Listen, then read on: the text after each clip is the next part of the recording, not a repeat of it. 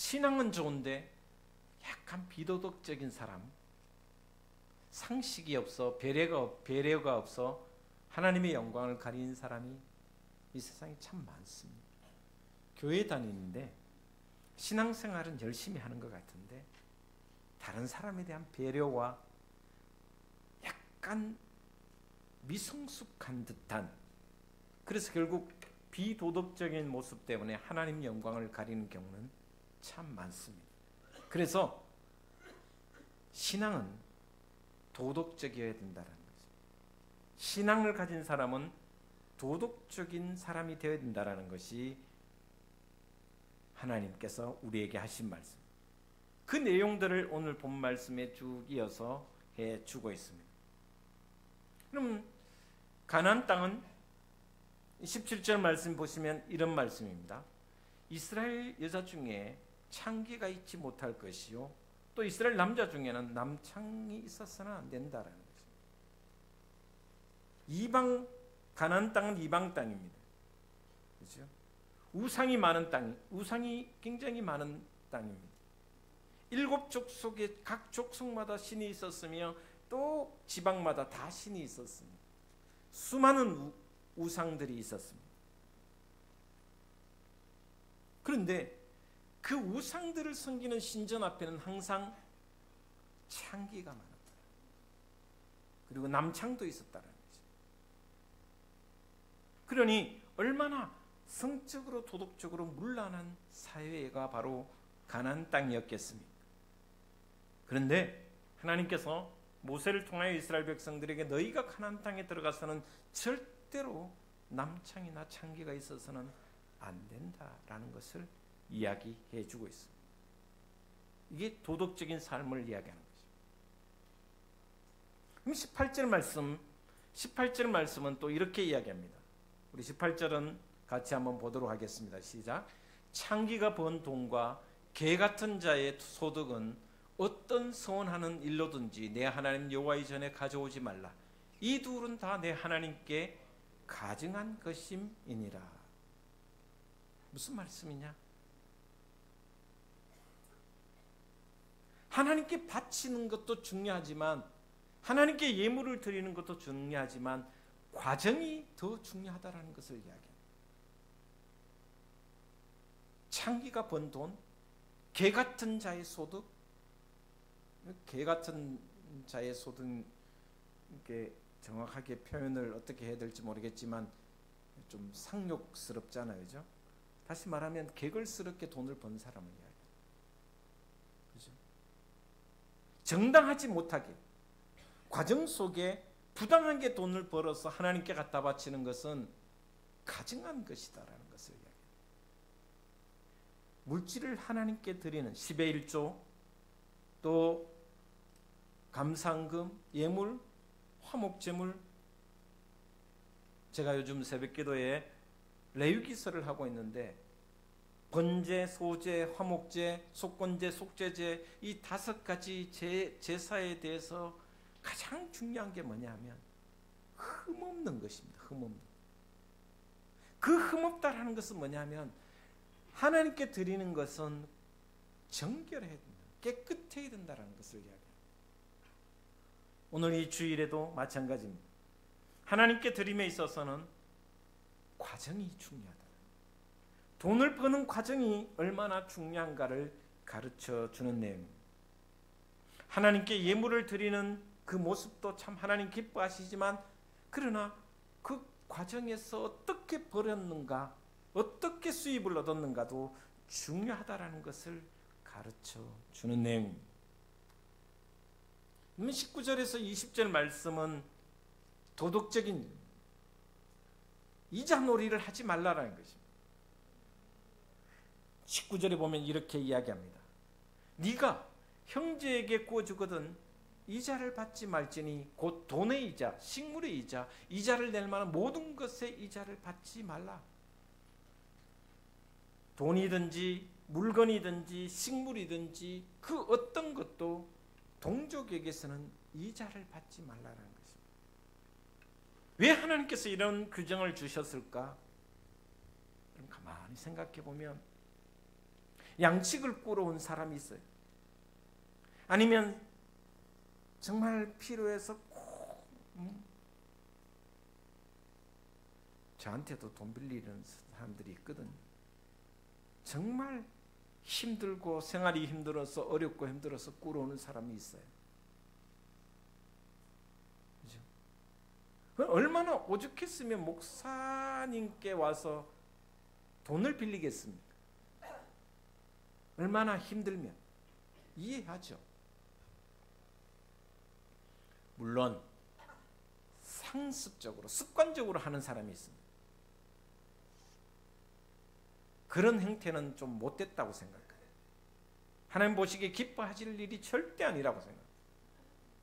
자기 생활을 절제 없이 해놓고는 돈을 빌린다는 것은 저는 바람직하지 않다고 생각해요.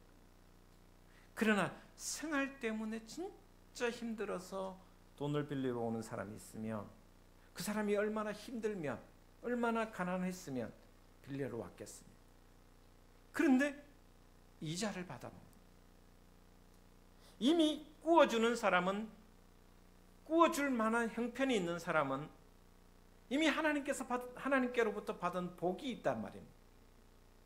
그렇잖아요.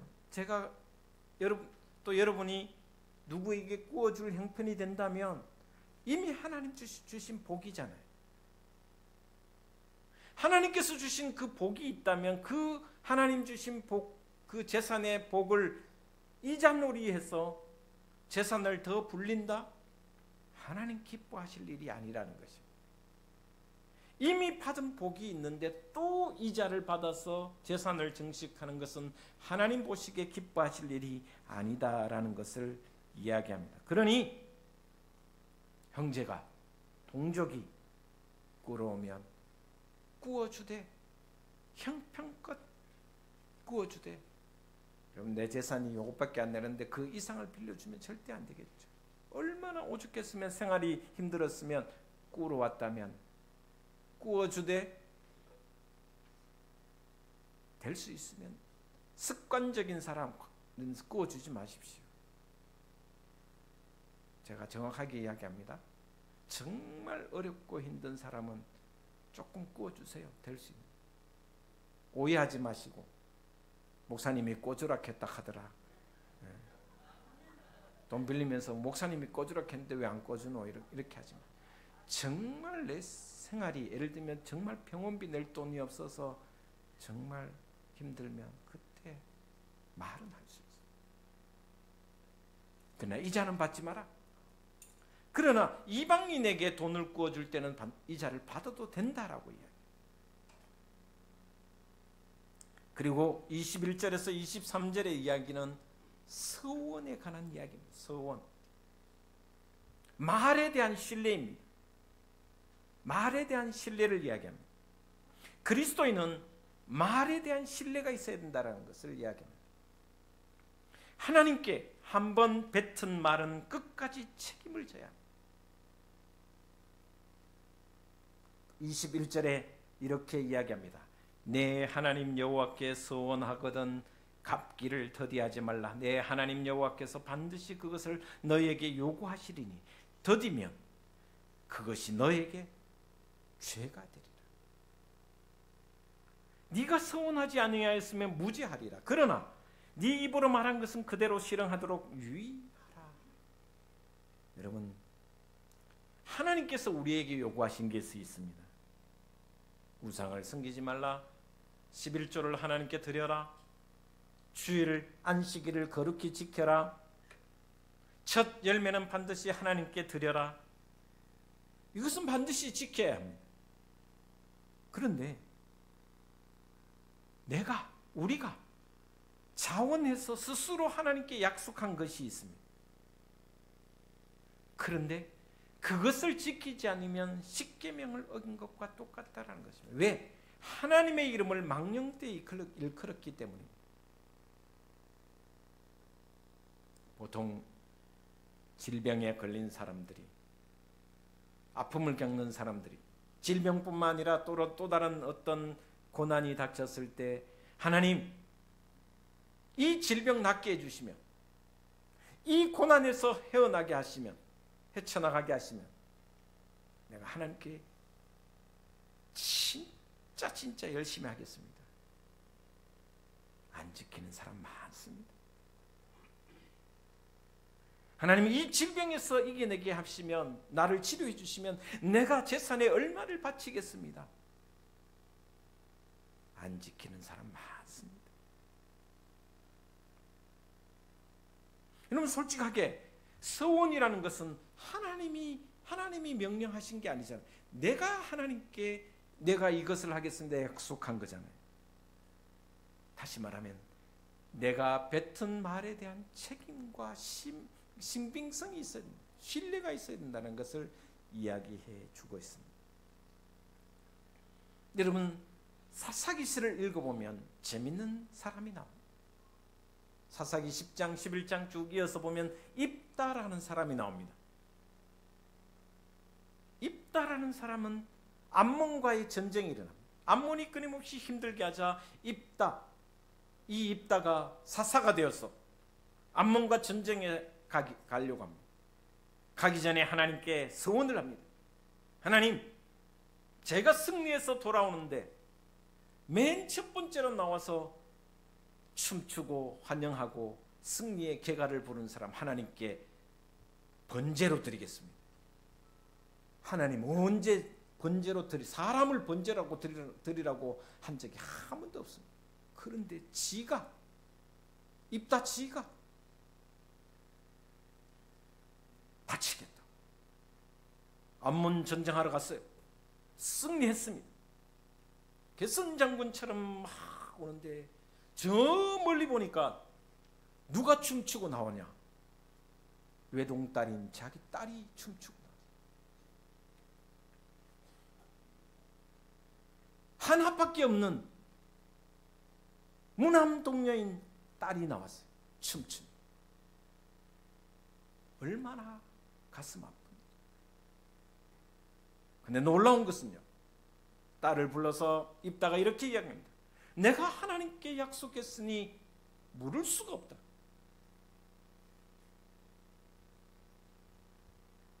너를 하나님께 번제로 드려야 한다. 여러분, 인간이 할 수 없는 일인데 해버렸습니다. 근데 그 딸이 뭐라고 이야기하냐면, 아버지, 내가 결혼도 못하고 연애도 한 번 못했는데 딱 한 달만 시간 달라. 한 달 동안 친구들과 산에 올라가서 친구들과 뭔가 좀 내 인생 한 달 동안 지내고 아버지 말대로 하겠다. 딸도 대단합니다. 그 한 달 동안 입다의 마음은 찢어졌을 것입니다. 내가 함부로 말한 것이 얼마나 무서운, 얼마나 잔인한 일이라.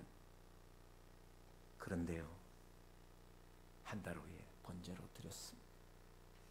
딸도 순응했습니다. 순종했습니다. 얼마나 나쁜 일이지만 그럼에도 불구하고 하나님께서 이 입다를 하나님의 사사라고 칭찬해 줬습니다.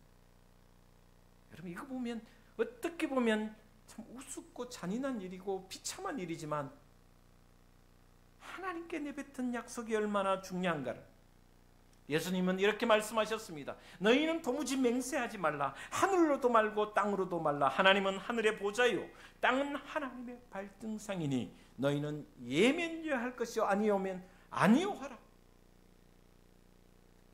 여러분, 혹시나 하나님께 서원하는 것이 생각납니까? 서원한 것이 있으면 반드시 지켜주십시오. 그러니 또한 함부로 서약하지 마십시오. 제가 고등학교 1학년 때 서원을 했지 않습니까? 하나님의 종이 되겠다고. 성령을 체험하고 난 뒤에 가장 먼저 하나님께 서원한 게 뭐냐? 주님, 저도 주님의 길을 가겠습니다. 목회자의 길로 가겠습니다. 물론 선택하고 서원한 것에 대해 후회는 없지만 쉬운 길이 아니라는 것을 차라리 내가 평신도로 살았으면 가끔 생각해봐. 말이라는 게 하나님께 약속을 했으면 그 말이 신빙성이 있어야 되고 신뢰가 있어야 된다는 것을, 그리스도인이 가장 중요하게 여겨야 될 것이 뭐냐? 신뢰입니다. 말에 대한 신뢰.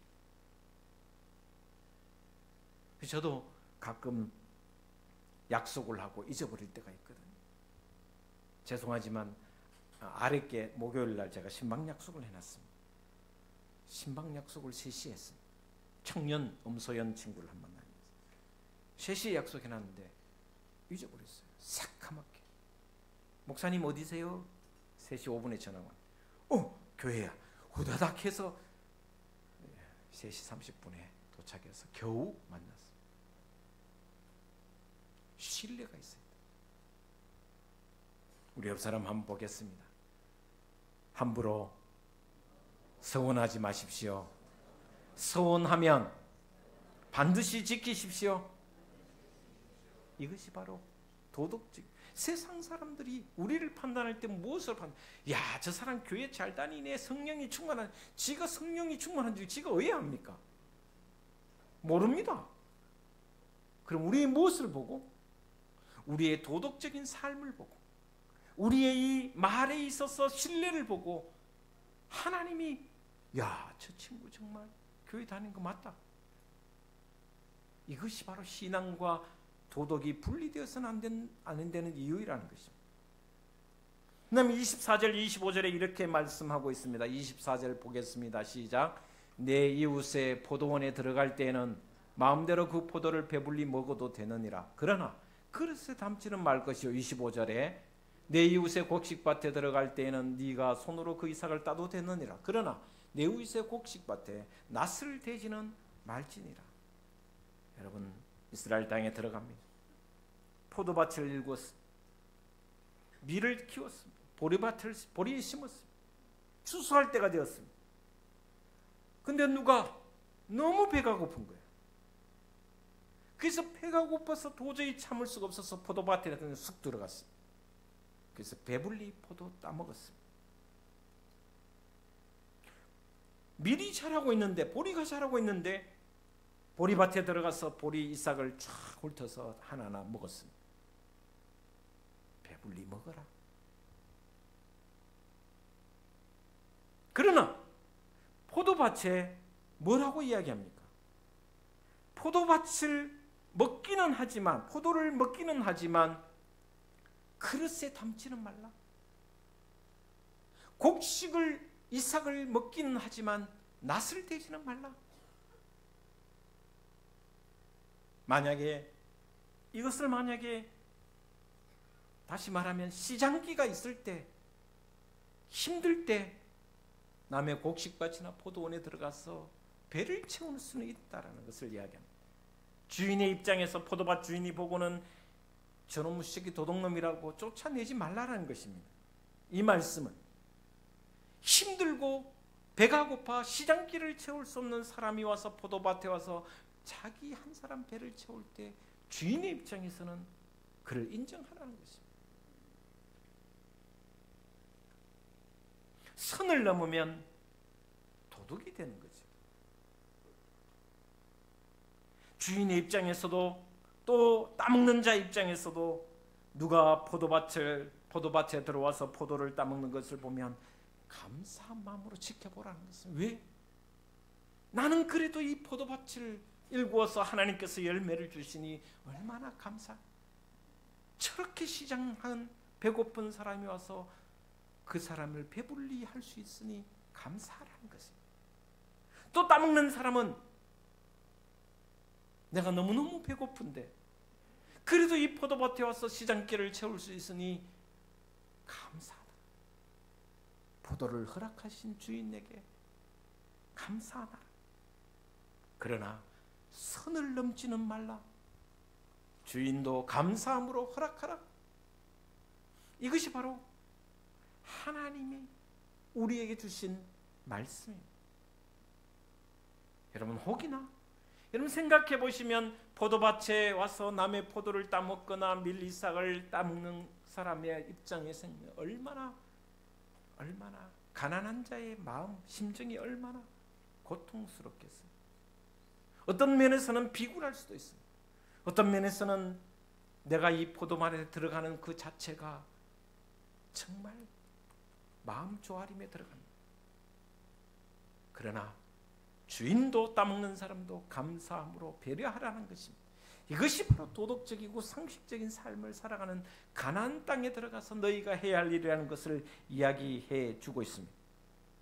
그리고 24장 1절에서 4절은 결혼이 거룩하다는 것을 이야기합니다. 그리고 또한 이때 당시는 남성 위주의 삶이 시대입니다. 남아 선호 사상입니다. 왜냐? 여자는 사람의 숫자에 들어가지 않는 시대였기 때문입니다. 그런데 오늘 본 말씀의 내용이 이런 겁니다. 결혼을 했는데 여자가 수치가 있는, 흠이 있는 겁니다. 자식을 못 낳는다거나, 여러분 자식을 못 낳는다거나, 또 아니면 뭐죠? 음식, 요즘은 그렇지 않겠지만 음식을 잘 못해도 쫓겨났잖아요. 일을 잘 못한다고도 쫓겨났어요. 그럴 때 이혼 증서를 주지 않고 쫓아내는 것은 잘못이다. 약자를 보호하는 것입니다. 이혼 증서를 줘서 보내라. 그래야 그 여인이 재혼할 수 있더라. 결혼을 중시하는 내용입니다. 내용 뒤에는 조금 생략하고 넘어가도록 하겠습니다. 그 다음에 5절을 한번 보도록 하겠습니다. 오늘 본 말씀 5절은 같이 한번 보도록 하겠습니다. 시작. 사람이 새로 아내를 맞이하였으면 그를 군대로 내보내지 말 것이요 아무 직무도 그에게 맡기지 말 것이며 그는 1년 동안 한가하게 집에 있으면서 그가 맞이한 아내를 즐겁게 할지니라. 여기 세상과 들었다는 뜻이 아닙니다. 결혼을 한 상태입니다.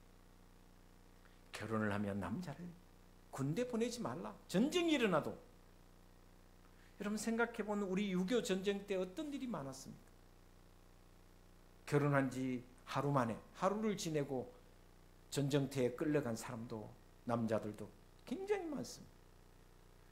결혼해서 일주일도 안 됐는데 그래갖고 전쟁터에서 그 남편은 죽고 아내가 하룻밤 치르고 아이도 없이 평생 수절하며 살아간 사람도 많이 있습니다.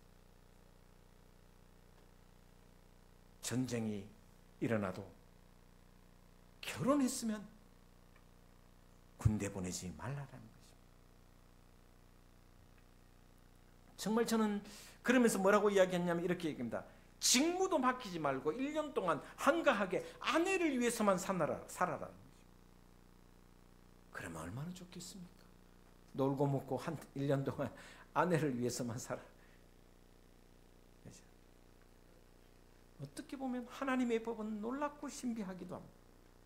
이런 것까지 하나님께서 가나안 땅에 들어가면서 이렇게 살아라는 것을 보여주는 것은 너무나도 신비로운 말씀입니다.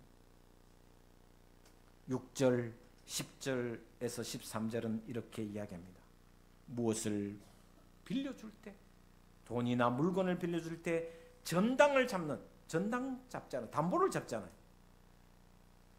돌려받을 게 없으니 돈을 빌려주거나 뭘 빌려주는 사람은 담보를 잡습니다. 근데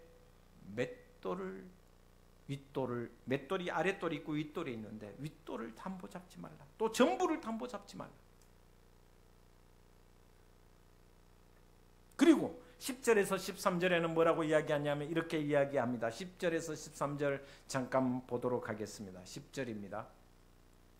제가 읽어드리겠습니다. 네 이웃에게 무엇을 구워줄 때 너는 그의 집에 들어가서 전당물을 취하지 말고 너는 밖에 서 있고 네가 꾸는 자가 전당물을 밖으로 가지고 나와서 너에게 줄 것이며 그는 가난한 자이면 너는 그의 전당물을 가지고 자지 말고 해질 때에 그 전당물을 반드시 그에게 돌려줄 것이라. 그리하면 그가 그 옷을 입고 자며 너를 위하여 축복하리니 그 일이 내 하나님 여호와 앞에서 너의 공의로움이 되리라. 이게 무슨 말이냐면, 자, 내가 돈을 꾸주는데 전당을 잡아야 돼. 근데 제가 임집사님 집에 가고 돈을 한 100만 원 빌려주면서 가장 귀한 거 이거 전당물 담보물로 잡아. 그렇게 하지 말라는 거지. 돈을 구워준 사람이 돈 빌리러 온 그 사람 집에 들어가서 함부로 전당물을 잡지 말라는 것입니다. 왜? 돈을 꾸는 사람의 인권과 자존심과 그 모든 것을 지켜주라는 말씀. 그럼 어떻게 해야 되느냐? 돈을 꾸는 사람이 자기 물건, 그 중에서 괜찮은 물건을 들고 와서 이것이 담보물이 되었으면 좋겠다. 여러분, 돈을 꾸어주는 사람은 돈이 있기 때문에 꾸어주는데, 가난하고 힘든 돈을 꾸는 그 사람의 자존심과 그 감정을 건들지 말라는 것. 다시 말하면 업신여겨서는 안 된다는 것입니다. 이것이 얼마나 놀라운 하나님의 법입니까? 그 사람에게도 인격이 있다는 것입니다. 어떤 의미에서 보면, 저는 이 말씀을 읽다 보면 그런 생각, 있는 사람이 살기 더 힘든 거예요. 가진 사람이, 돈 있는 사람이 살기 더 힘든 거예요. 처신하기가 더 힘들어요. 왜? 돈을 꾸주는데도 그 꾸는 사람 입장에 서 있어야 되니 참 힘들잖아요. 여러분, 이것이 그리스도인의 삶이라는 것입니다. 이것이 믿는 자가 살아야 할 삶의 방편이라고 이야기한 거죠. 끊임없이 약자의 편에 서고 그 사람의 입장에 서 있으라는 말씀이 이 본 말씀의 내용입니다. 그리고 13절의 내용이, 방금 읽었던 내용이 뭐냐? 자, 담보로 겉옷을 줬어요. 이스라엘은 겉옷은 밤에는 이불이고 낮에는 겉옷입니다. 그런데요, 전당 잡힌 전당포 주인이 밤에는 반드시, 해가 지면은 반드시 그 겉옷을 그 사람에게 돌려주라는 것입니다. 왜? 밤에 추우니까요. 그 사람에게는 그것이 전부였으니. 그러면 그 돌려받은 사람이 얼마나 감사하겠냐는 거예요. 낮에 그 더위에 힘들었는데 밤에 덮을 이불조차 없는 그 사람이, 전당포의 주인이 또 구워준 사람이 겉옷을 주면 덮고 자면서 얼마나 감사하겠어요. 돈을 갚은 것도 아닌데, 아직 돈을 갚은 것도 아닌데 저녁에 잘 수 있도록 따뜻한 이 겉옷을 주니 감사하겠다라. 그러면서 이렇게 이야기합니다. 그 일이 내 하나님 여호와 앞에 너의 공의로움이 될 것이다 라고 말씀해 주고 있습니다. 마지막 7절 한 절만 더 보고 오늘 말씀을 마칠까 합니다.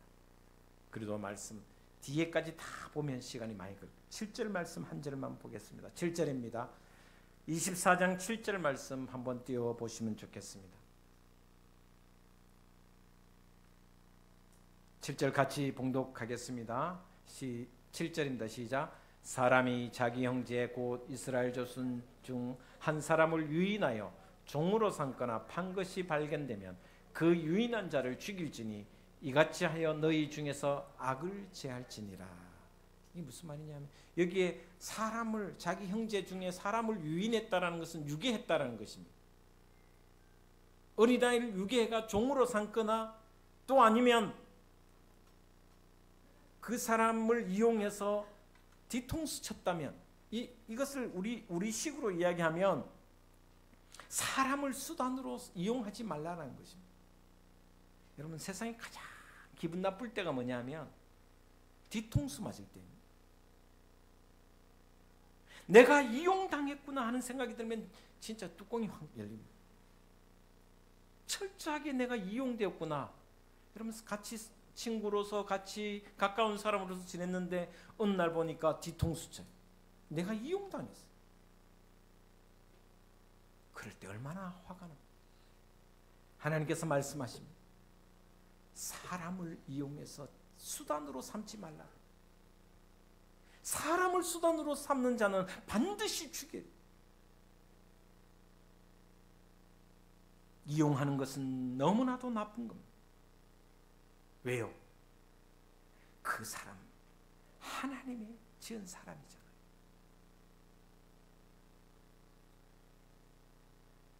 오늘 좀 무거운 이야기 했습니다. 그러나 신앙과 도덕은 분리되어서는 안 됩니다. 여러분이 일상의 삶 속에서 끊임없이 배려하고 또 배려하고 그 사람의 입장에 서려고 노력할 그때 그것이 하나님 앞에 기쁨이 되고 하나님 앞에 공의로움이 되고 그것을 통하여 하나님 여러분에게 축복해 주신다라는 것을 이 말씀을 통해서 가르쳐 줍니다. 특별히 사람을 수단으로 이용하지 않는 것이 하나님께서 얼마나 강하게 말씀하시는지. 등지교회 모든 성도 여러분, 또 오늘 나가는 순간부터 오늘 기간별 모임 나가서 일상의 삶을 다시 돌아갑니다.